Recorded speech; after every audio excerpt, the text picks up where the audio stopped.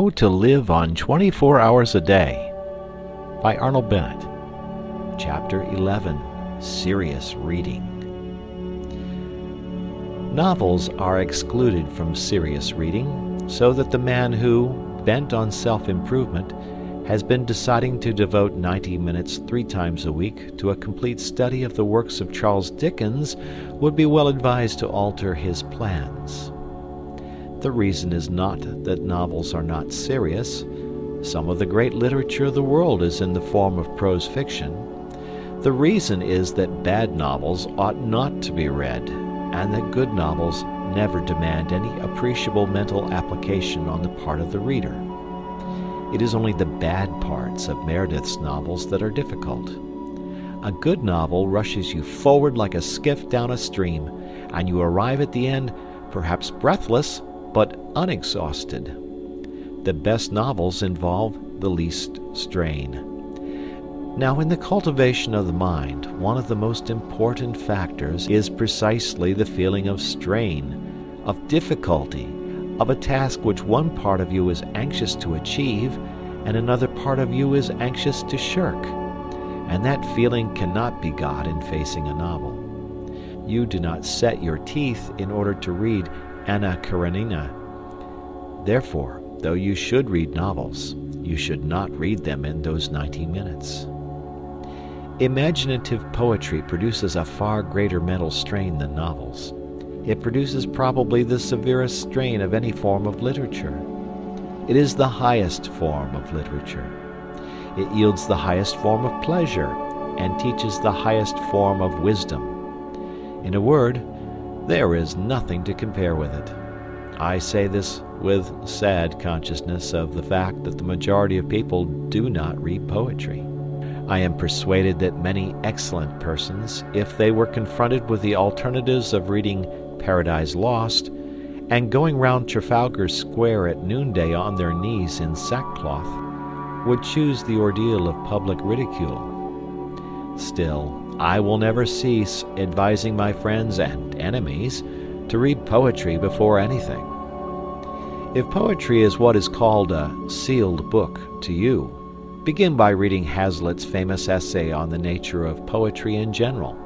It is the best thing of its kind in English, and no one who has read it can possibly be under the misapprehension that poetry is a medieval torture, or a mad elephant, or a gun that will go off by itself and kill at 40 paces.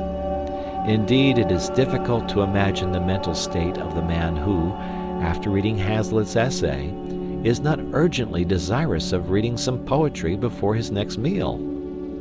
If the essay so inspires you, I would suggest that you make a commencement with purely narrative poetry. There is an infinitely finer English novel, written by a woman, than anything by George Eliot or the Brontes, or even Jane Austen, which perhaps you have not read. Its title is Aurora Leigh, and its author E.B. Browning. It happens to be written in verse, and to contain a considerable amount of genuinely fine poetry. Decide to read that book through, even if you die for it. Forget that it is fine poetry. Read it simply for the story and the social ideas. And when you have done, ask yourself honestly whether you still dislike poetry. I have known more than one person to whom Aurora Leigh has been the means of proving that, in assuming they hated poetry, they were entirely mistaken. Of course, if, after Hazlitt, and such an experiment made in the light of Hazlitt, you are finally assured that there is something in you which is antagonistic to poetry, you must be content with history or philosophy. I shall regret it, yet not inconsolably. The Decline and Fall is not to be named in the same day with Paradise Lost, but it is a vastly pretty thing, and Herbert Spencer's First Principles simply laughs at the claims of poetry and refuses to be accepted as aught but the most majestic product of any human mind.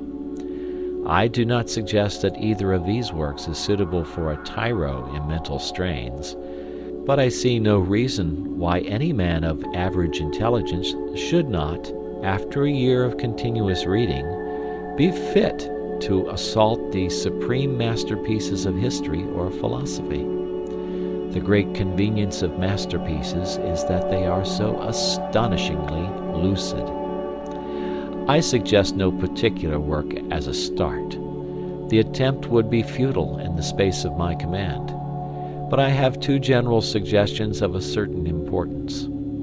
The first is to define the direction and scope of your efforts. Choose a limited period, or a limited subject, or a single author. Say to yourself, I will know something about the French Revolution, or the rise of railways, or the works of John Keats. And during a given period, to be settled beforehand, confine yourself to your choice. There is much pleasure to be derived from being a specialist. The second suggestion is to think as well as to read. I know people who read, and for all the good it does them, they might just as well cut bread and butter. They take to reading as better men take to drink. They fly through the shires of literature on a motor car, their sole object being motion. They will tell you how many books they have read in a year. Unless you give at least 45 minutes to careful, fatiguing reflection, it is an awful bore at first. Upon what you are reading, your 90 minutes of a night are chiefly wasted. This means that your pace will be slow. Never mind. Forget the goal, think only of the surrounding country, and after a period, perhaps when you least expect it, you will suddenly find yourself in a lovely town on a hill. End of chapter.